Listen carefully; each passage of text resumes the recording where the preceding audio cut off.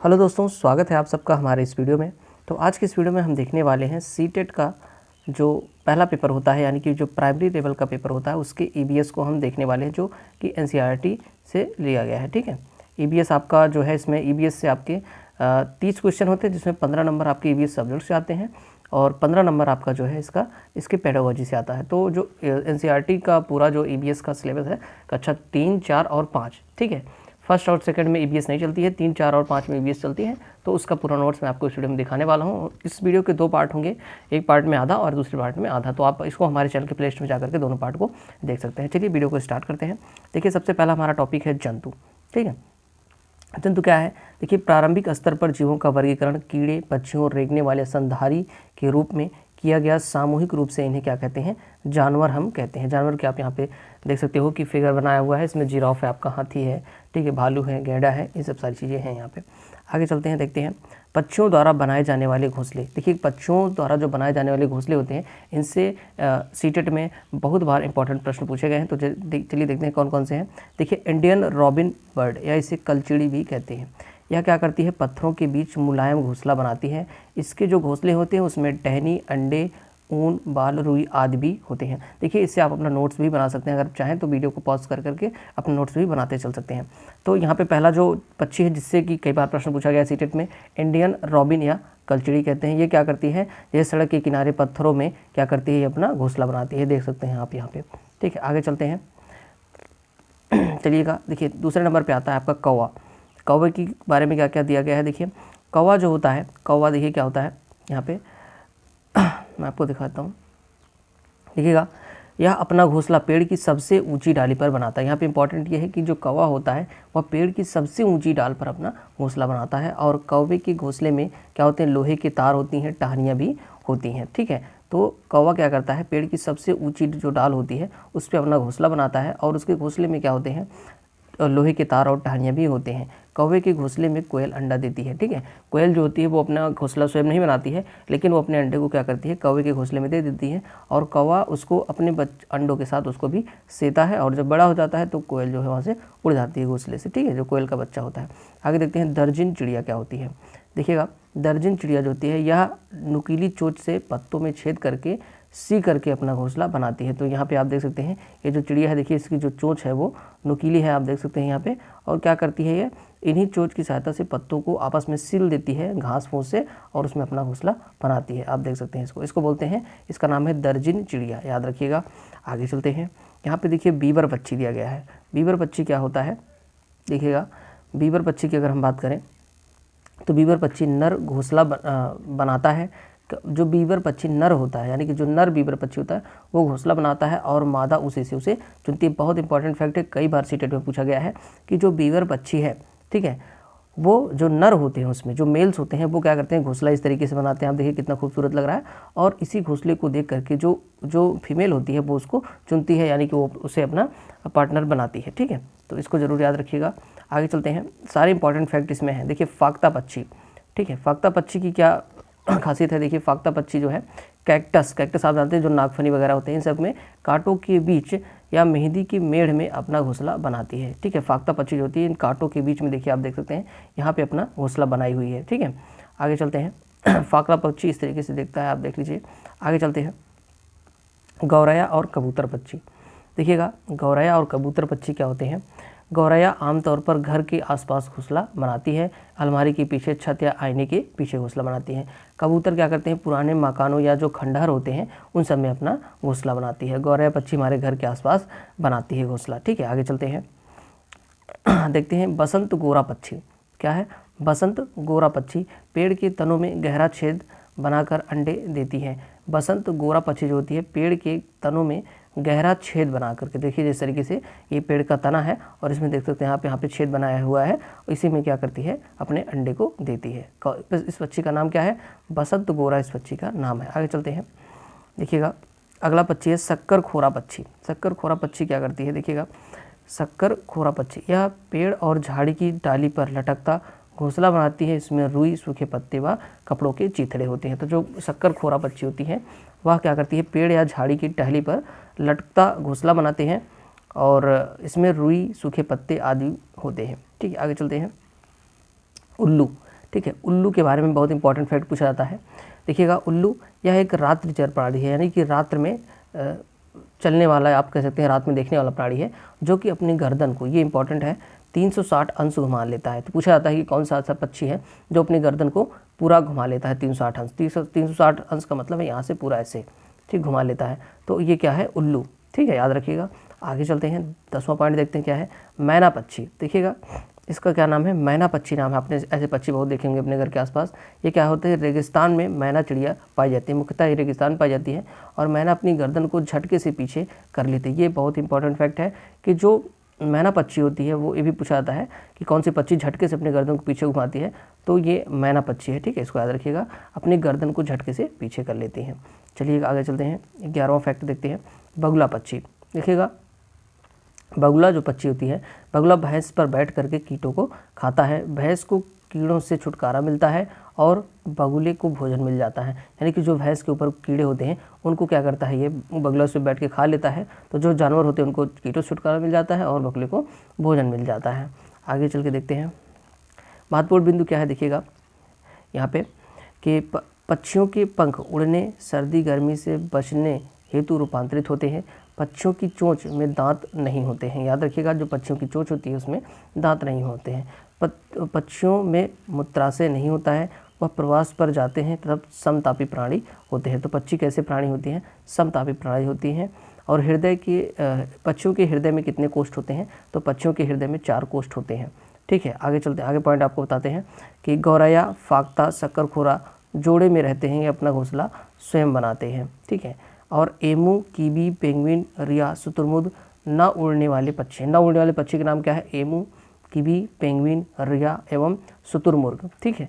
अगला देखते हैं फैक्ट, पक्षी केवल, देखिएगा, पक्षी केवल अंडे देने के लिए घोंसला बनाते हैं अप्रैल महीने में, ठीक है। पक्षी केवल अंडे देने के लिए घोंसला बनाते हैं, और कब बनाते हैं? अप्रैल महीने में। चलिएगा आगे चल के देखते हैं, महत्वपूर्ण बिंदु क्या है।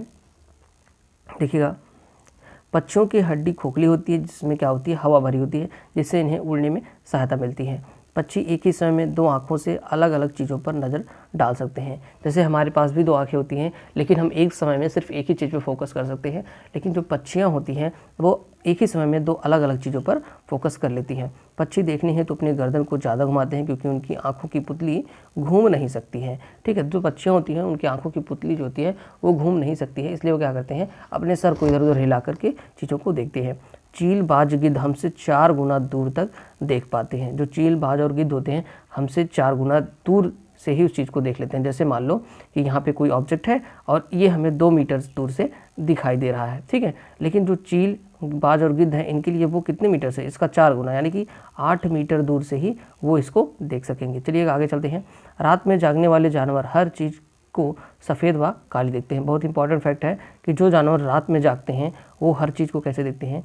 सफ़ेद या फिर काली उनको दिखाई देती है, ठीक है, यानी कि ब्लैक एंड वाइट वो देखते हैं।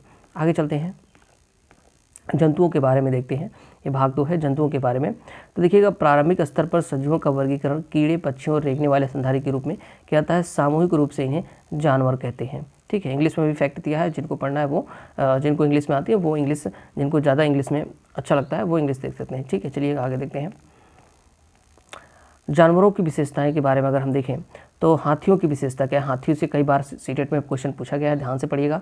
हाथी झुंड में रहते हैं, ये पहला पॉइंट है। दूसरा पॉइंट है, हाथी, एक बड़ा हाथी एक दिन में 100 किलो से ज़्यादा पत्ती खा लेता है। ये पूछा गया प्रश्न है, तो इसको ध्यान रखिएगा।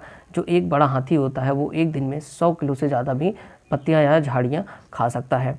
केवल 2 से 4 घंटे ही सोता है, ये भी फैक्ट है। और बुजुर्ग हाथी झुंड का नेता होती है, इसलिए भी पूछा गया है कई बार। ये आप कह सकते हो जो मादा हाथी होती है वो झुंड का नेता होती है। इसको ध्यान रखिएगा कि जो मादा हाथी, जो फीमेल एलिफेंट होता है, वो क्या करता है? झुंड का नेता होता है, लीडर होता है, ठीक है। आगे चलते हैं, दूसरा पॉइंट देखते हैं। 10 से देखिएगा, 10 से 12 हाथी वह बच्चे एक झुंड में रहते हैं। 10 से 12 हाथी वह जिसके होते हैं वह बच्चे एक झुंड में रहते हैं। Children of 10 to 12 elephants live in heard, ठीक है, एक झुंड में रहते हैं। हाथी 14 से 15 साल की आयु तक ही झुंड में रहते हैं। कब तक रहते हैं? 14 से 15 साल तक ही रहते हैं। 3 महीने के हाथी के बच्चे का वजन क्या होता है, 200 किलो से भी ज़्यादा होता है। इसको ध्यान रखिएगा कि 3 महीने का जो हाथी का बच्चा होता है उसका वजन कितना होता है, 200 किलो से भी ज़्यादा होता है।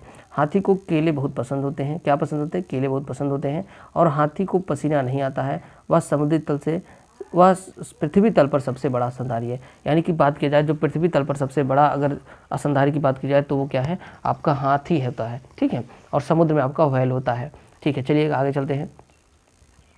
सांप की विशेषताओं के बारे में हम देखते हैं। देखिएगा इससे कई बार इंपॉर्टेंट प्रश्न पूछे गए हैं। देखिएगा सांप की विशेषता, भारत में केवल 4 तरह के जहरीले सांप होते हैं। भारत में कितने तरीके के होते हैं, सिर्फ 4 तरीके के। ठीक है, कौन कौन से हैं उसके नाम भी देख लें। नाम भी कई बार पूछा गया है, नाम को ध्यान से पढ़िएगा। नाग या कोबरा जिसको बोलते हैं, या फिर करैत, कॉमन करैत जिसको बोलते हैं, या दुबोइया, ठीक है, रसल वाइपर जिसको बोलते हैं, और अफाई, ठीक है, सक्स स्लेड वापर। ठीक है, आप देख सकते हैं यहाँ पे, तो ये 4 हैं, इनके नाम जरूर याद रखिएगा, नाग, करैत, दुबोइया और अफाई। ठीक है, आगे चलते हैं, ये सांप के बारे में था। आगे चलते हैं, देखते हैं सांप को काटने की दवा सीरम सांप के जहर से बनती है। ये भी फैक्ट है, याद रखिएगा। जो सांप के काटने की दवा होती है वो सांप के जहर से ही बनाई जाती है। सांप के 2 खोखले दांत होते हैं जिनकी द्वारा वह जहर को छोड़ता है। तो सांप के पास क्या होते हैं, 2 खोखले दांत होते हैं जिनमें जहर भरा होता है और उसी के द्वारा वो क्या करते हैं, जहर को छोड़ते हैं। ठीक है, सांप के बाहरी कान नहीं होते हैं, वह जमीन पर हुए कंपन को सुनता है। ये भी पूछा गया प्रश्न है। तो जो सांप होता है उसके बाहरी कान नहीं होते हैं, वह जैसे ज़मीन पर बैठा हुआ है तो जो ज़मीन में कंपन होती है, जैसे कोई आ रहा है, जो उसकी आहट जो है वो ज़मीन के कंपन से वो सुन लेता है। सांप के दांत नुकीले होते हैं परंतु वह भोजन को चबाता नहीं है, पुत निगल लेता है। आपने सांप जो होता है वो कभी भी भोजन को चबा कर नहीं खाता है, वो सीधे क्या करता है, पूरे भोजन को, जो भी कोई जानवर है, जो भी कोई कीट है, उसको पूरा खा लेता है और पेट में फिर उसको पचाता है। जो उसका विष होता है, जो उसका जहर होता है, वो भोजन को पचाने में मदद करता है। आगे चलते हैं, देखते हैं गिलहरी देखते हैं। गिलहरी स्क्वायरल जो होती है, देखिएगा गिलहरी के दांत हमेशा बढ़ते रहते हैं। ठीक है, गिलहरी के जो दांत होते हैं वो जीवन भर बढ़ते रहते हैं लेकिन घिसने तथा कुतरने से छोटे हो जाते हैं। क्योंकि देखिए आप देखते होंगे गिलहरी कोई भी चीज़ पाती है उसको काटने लगती है तो उससे क्या हो जाता है, उसके दांत फिर से छोटे हो जाते हैं। लेकिन गिलहरी के जो दांत होते हैं वो उम्र भर बढ़ते रहते हैं और फिर छोटे भी होते रहते हैं। ठीक है, आगे चलते हैं। देखिएगा स्लॉथ के बारे में, स्लॉथ कई बार पूछा गया है, इसको जरूर याद रखिएगा। स्लॉथ के बारे में, यह भालू जैसा जानवर होता है। भालू नहीं होता है बल्कि भालू जैसा जानवर होता है और यह दिन में करीब 17 से 18 घंटे सोता है। दिन में क्या करता है, 17 से 18 घंटे सोता है और इसकी उम्र जो होती है वो 40 वर्ष की होती है। ठीक है, यह पूरे ज़िंदगी में केवल 4 से 6 पेड़ों पर ही खा पाता है।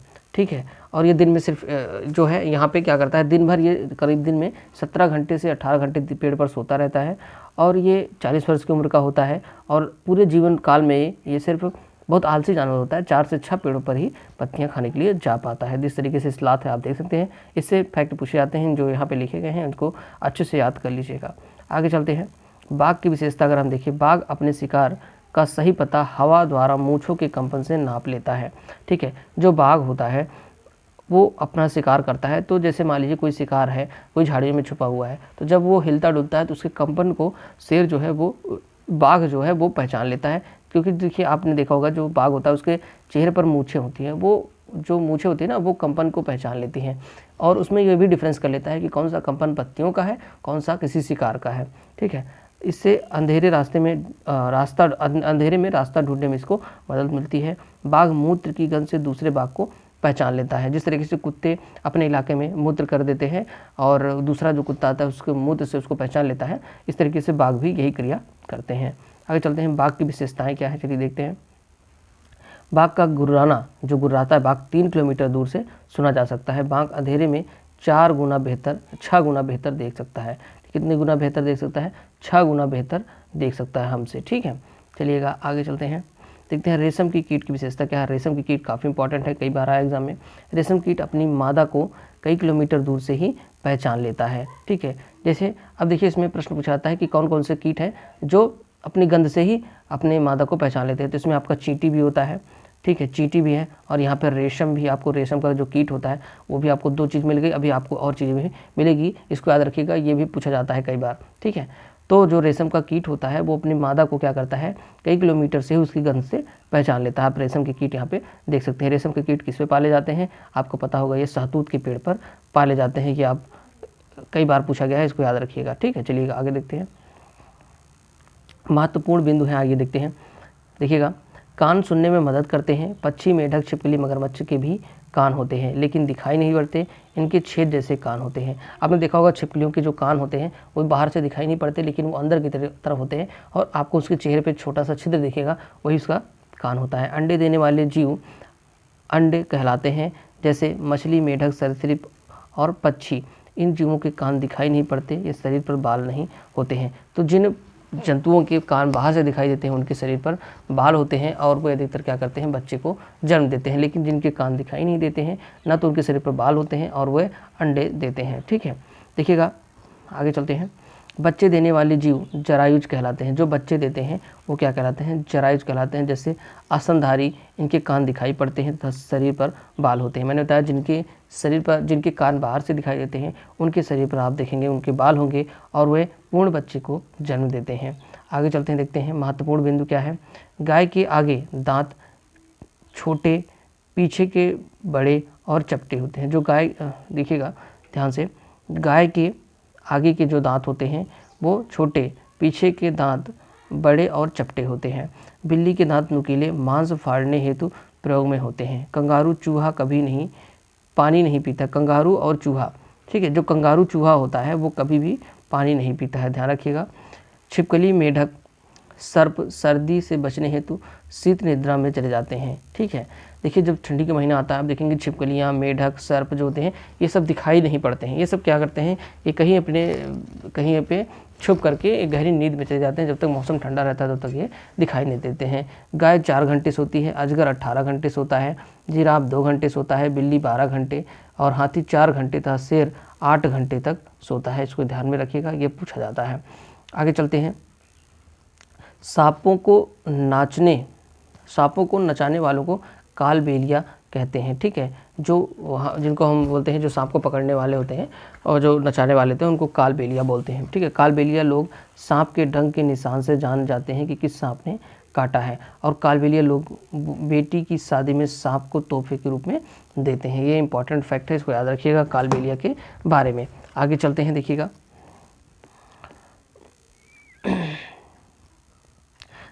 स्कूल जाने के संसाधन कौन कौन से हैं। देखिए बांस से बना पुल होता है, ये कहाँ कहाँ पे होता है इसको ध्यान रखिएगा। हमारे यहाँ बारिश बहुत होती है, कभी तो चारों तरफ घुटने तक पानी भर जाता है, फिर भी हम स्कूल जाने से नहीं रुकते हैं। एक हाथ में किताबें उठाते हैं, दूसरे हाथ में बांस को पकड़ लेते हैं। हम जल्दी जल्दी बांस और रस्सी से बना पुल पार कर सकते हैं। ठीक है, आप देख सकते हैं बच्चे किस तरीके से बांस के पुल से विद्यालय जा रहे हैं। ठीक है, आगे चल के देखते हैं ट्रॉली से। देखिएगा आप यहाँ पे ट्रॉली देख सकते हैं। ठीक है, ये क्या है, आपका लद्दाख में ट्रॉली का उपयोग किया जाता है। और यहाँ पे आप देख सकते हैं ये असम का है, जहाँ पे बच्चे बांस के पुल से स्कूल जाते हैं। वो कौन सा क्षेत्र है, वो असम का क्षेत्र है। कौन सा है, असम का। याद रखिएगा, अगर एग्जाम में पूछा जाता है ऐसा प्रश्न तो इसमें असम आपका हो जाएगा। चलिएगा देखते हैं आगे। ट्रॉली जो है, ट्रॉली से कहाँ पे जाते हैं, तो ये आपका लद्दाख में होता है। पहले यहाँ पे देखिएगा, स्कूल पहुँचने के लिए हम रोज़ नदी पार करनी होती है। खूब चौड़ी और गहरी नदी के पार जाते ही मजबूत लोहे की रस्सी होती है। ठीक है, जो नदी को पार करने के लिए क्या होते हैं, मजबूत लोहे की रस्सी होती है। ये दोनों तरफ से भारी पत्थरों या पेड़ों से कस कर बंधी रहती है। ट्रॉली और पुली की मदद से इस रस्सी पर सरकती है और हम 4-5 बच्चे एक साथ ट्रॉली में बैठ जाते हैं और नदी के उस पार पहुँच जाते हैं। देख लिए, आप देखते होंगे, आपने कई बार टीवी में भी देखा होगा, इस तरीके से ट्रॉली बनी होती है जो कि एक रस्सी पर लगी होती है, मजबूत रस्सी पर, और इसमें बच्चे बैठ करके नदी को पार करते हैं। ऐसा कहाँ होता है, लद्दाख में। ठीक है, आगे चल के देखते हैं। देखिएगा ये आपका सीमेंट का पुल है। आप देखते हैं इस तरीके से पुल जो है आपको आपके चारों तरफ देखने को मिल जाते होंगे। ठीक है, आगे चल के देखते हैं। यहाँ पे देखिएगा वल्लम का प्रयोग कहाँ पर किया जाता है, तो याद रखिएगा जो वल्लम होता है वो केरला में होता है। केरल के कुछ भागों में बच्चे पानी को पार करने के लिए वल्लम, लकड़ी की छोटी नाव होती है। वल्लम क्या होती है, लकड़ी की छोटी नाव होती है और में बैठकर स्कूल जाते हैं। ठीक है, वल्लम कहाँ पे होता है, याद रखिएगा वल्लम जो होता है वो केरला में होता है। आगे चलते हैं, देखते हैं। ये वल्लम केरला हो गया है। आगे चलते हैं। ऊँट गाड़ी कहाँ पर होती है, राजस्थान। जैसे कि आप जानते हैं राजस्थान एक रेगिस्तानी इलाका है और ऊँट को रेगिस्तान का जहाज भी कहते हैं। तो ऊँट गाड़ी जो होती है वो रेगिस्तान में होती है। हम रेगिस्तान में रहते हैं, हमारे यहाँ दूर दूर तक रेत ही रेत नज़र आती है। दिन में तो रेत खूब तपती है। ऊँट गाड़ी में बैठकर स्कूल पहुँच जाते हैं। ये राजस्थान से संबंधित है, इसको याद रखिएगा। आगे चलते हैं। बैलगाड़ी, तो बैलगाड़ी आपने देखा ही होगा, जो गांव होते हैं वहाँ पे अब तो बैलगाड़ी कम ही दिखाई देगी, लेकिन ज़्यादातर बैलगाड़ी का प्रयोग गांव में होता है। ठीक है, चलिएगा। लकड़ी की साइकिल की सवारी, देखिएगा साइकिल की सवारी। हम लंबे रास्ते पर साइकिल चलाकर स्कूल जाते हैं। पहले तो स्कूल दूर होने के कारण कई लड़कियां स्कूल नहीं जा पाती थी, पर 7 से 8 लड़कियों की टोली मुश्किल रास्तों से भी पार कर जाती हैं। इस तरीके से आपने लड़कियों को स्कूल जाते हुए देखा होगा। आगे चलते हैं। यह है जुगाड़। ठीक है, क्या जुगाड़ है, आइए देखते हैं। हमारी गाड़ी का नाम जुगाड़ है। जुगाड़ किस तरीके, गुजरात में इस तरीके से गाड़ियाँ बनाई जाती हैं। ध्यान दीजिएगा। इसमें देखिए आगे से आपको मोटरसाइकिल दिख रही होगी, पीछे से आपको एक ट्रॉली दिख रही होगी जिसमें बच्चे बैठे हुए हैं। इसको क्या कहते हैं, जुगाड़ गाड़ी कहते हैं, और ये मुख्यतः आपको गुजरात में ज़्यादा देखने को मिलेगी। चलिएगा आगे चलते हैं। जंगल में जाते बच्चे। ठीक है, देखिएगा यहाँ पे आप देख सकते हैं कि जंगल में बच्चे जंगल से होकर के विद्यालय जा रहे हैं। स्कूल पहुँचने के लिए हमें घने जंगल से निकलना पड़ता है। कहीं कहीं जंगल इतना घना होता है कि दिन में भी रात जैसा लगता है। ठीक है, तो बेसिकली बताया जा रहा है कि बच्चे किस तरीके से जंगल से होकर स्कूल जाते हैं। ठीक है, आगे चलते हैं। बर्फ़ पर चलते बच्चे। देखिएगा यहाँ पे आप देख सकते हैं बर्फ़ हुए और यहाँ पे बच्चे उस पर घूम रहे हैं। देखो हम देखिएगा यहाँ पे लिखा है कि देखो हम कैसे स्कूल जाते हैं।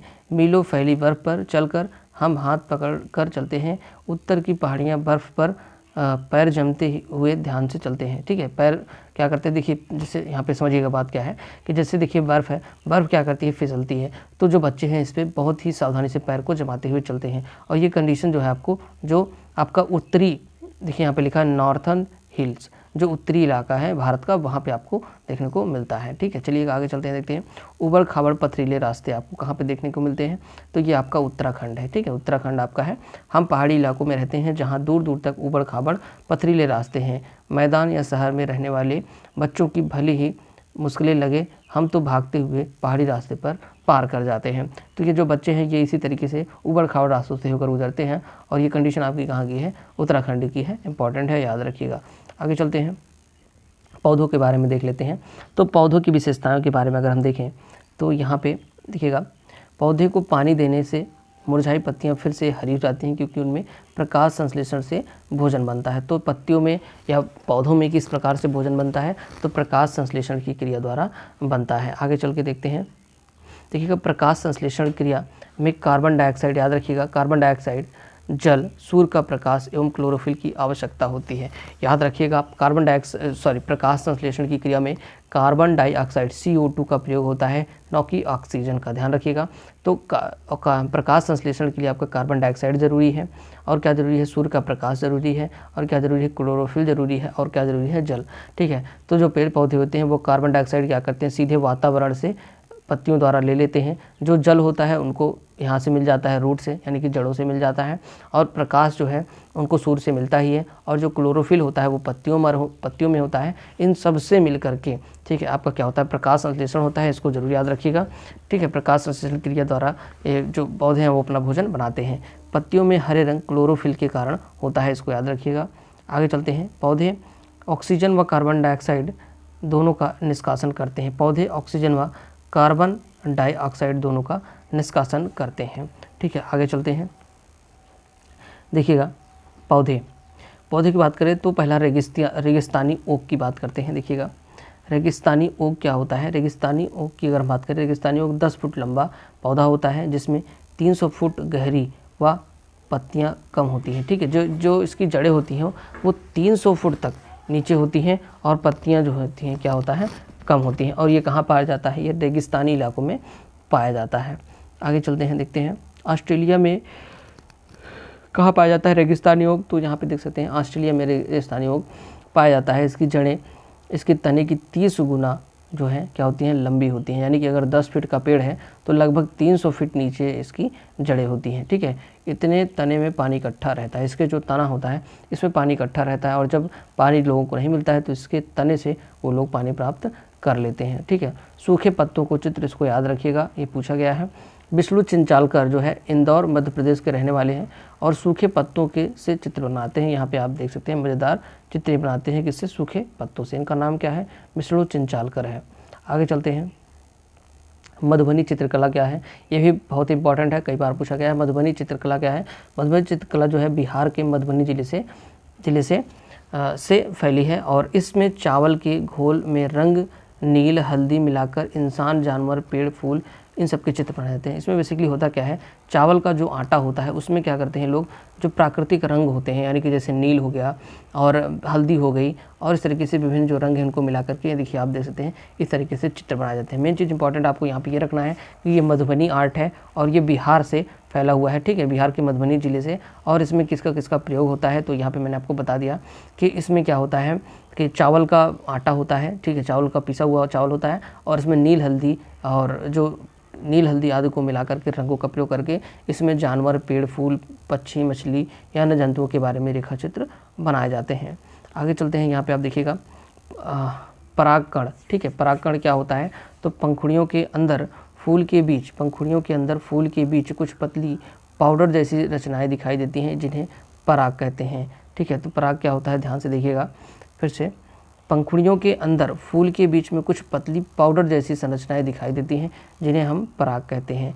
परागकण पाउडर जैसे होते हैं, इसको याद रखिएगा, जो परागकण होते हैं वो क्या होते हैं, पाउडर जैसे होते हैं। परागकण प्रक्रिया जिसके द्वारा पौधे प्रजनन करते हैं, तो पौधों में प्रजनन किसके द्वारा होता है, परागण के द्वारा होता है, इसको जाननी रहिएगा। इसमें होता क्या है, बेसिकली जो फूल के अंदर आपको इस तरीके से पाउडर के समान कुछ आपको चीज़ें दिखाई देंगी, ठीक है, इनको हम बोलते हैं परागकण। और जैसे कोई जानवर, यहाँ पे देखिए कीट आया, इस पर बैठा हुआ है, तो वो परागकण क्या होते हैं, इस पर चिपक जाते हैं और जब ये कीट किसी दूसरे पेड़ पुष्प में जाता है तो वो इसी परागकण को उस पर छोड़ देता है जहाँ से प्रजनन होता है, ठीक है। तो परागण क्या होता है, पौधे में प्रजनन होता है। आगे देखते हैं, बरगद वृक्ष देखिएगा, बरगद सबसे पुराने वृक्षों में से एक है, बरगद से सहारा देने वाली जड़ें निकली हैं, ठीक है। बरगद का वृक्ष सैकड़ों वर्ष तक जीवित रह सकता है, इसको याद रखिएगा इसके बारे में। आगे चलते हैं, देखिएगा महत्वपूर्ण बिंदु क्या है, फूलों की घाटी कहाँ पर है, तो फूलों की घाटी आपका उत्तराखंड में है, याद रखिएगा। और देखिए कचनार के फूल की सब्जी यूपी में, केले के फूलों की सब्जी केरल में और खाई जाती है। महाराष्ट्र में सहजन के फूलों के पकौड़े बनते हैं, ये फैक्ट याद रखिएगा। कचनार यूपी से, केले केरल से, महाराष्ट्र में सहजन, ठीक है। दवा में प्रयोग होने वाले फूल गुलाब, केसर, अजवाइन, सर्पगंधा, अर्जुन हैं, ठीक है। इत्र व केवड़ा चमेली व गुलाब से बनते हैं, इत्र व केवड़ा जो होते हैं चमेली व गुलाब से बनते हैं, ठीक है। तो महत्वपूर्ण बिंदु यहाँ पे हम आप देख लेते हैं, उत्तर प्रदेश का जो कन्नौज जिला है वहाँ पे इत्र हेतु मशहूर है, यानी कि जो परफ्यूम्स होते हैं वो उसके लिए उत्तर प्रदेश का कन्नौज जिला जो है वो फेमस है। इत्र फूलों का शुद्ध अर्थ होता है, यह आश्वन विधि से बनाया जाता है। तो इत्र किस तरीके से बनाता है, आश्वन विधि से बनाया जाता है और फूलों का ये शुद्ध अर्थ है, ठीक है। रात में खिलने वाले फूल सफ़ेद व सुगंधित होते हैं, जो रात में खिलने वाले फूल हैं वो क्या होते हैं, सफ़ेद होते हैं और सुगंधित होते हैं। नीम, कीकर व खेजड़ी वृक्ष में कीड़ा नहीं लगते हैं, नीम, कीकर व खेजड़ी वृक्ष जो होते हैं इनमें कीड़ा नहीं लगते हैं, ठीक है। महत्वपूर्ण बिंदु क्या है, यहाँ पे देखिएगा, महत्वपूर्ण बिंदु आपका गुलाब जल है, ग्लिसरीन और नींबू रस, ये सीटेट में पूछा गया प्रश्न है। गुलाब जल, ग्लिसरीन और नींबू रस के इस्तेमाल से आपका क्या होगा, सर्दियों में त्वचा नहीं फटेगी, ठीक है। आप गुलाब जल ले लीजिए, उसमें ग्लिसरीन थोड़ा डाल लीजिए और नींबू के 1-2 बूंदें डाल लीजिए, उसको अगर मिला करके आप अपनी त्वचा पर लगाते हैं तो आपको सर्दियों में त्वचा नहीं फटेगी। पीपल का पौधा मकान की दीवार पर उग जाता है, केरल में मसालों का राज्य कहते हैं, आप याद रखिएगा, ठीक है, मसालों के लिए केरल फेमस है। आगे चलते हैं, पौधे पार्ट 2 है, तो यहाँ तक जो है हम पढ़ेंगे, इसके बाद जो है नेक्स्ट वीडियो में इसके आगे का पार्ट हम कवर करेंगे। तो आपको वीडियो कैसी लगी नीचे कमेंट करके जरूर बताइएगा। Thanks for watching.